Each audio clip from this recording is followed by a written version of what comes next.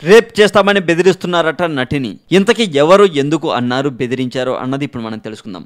బాలీవుడ్ నటి గాయని సుచిత్ర కృష్ణమూర్తిని రేప్ చేస్తామని, అంతు చూస్తామని బెదిరిస్తున్నారట కొంతమంది నెటిజన్లు. సుచిత్రపై ఇంతగా వాళ్లకు కోపం రావడానికి కారణం ఏంటో తెలుసా? ఒకటే, ఆమె చేసిన ట్వీటే దానికి కారణం. తెల్లవారుజామున ముస్లింలు చేసే ఆజాన్ వల్ల నిద్ర లేకుండా పోతుందని సుచిత్ర కృష్ణమూర్తి ట్వీట్ చేయడమే.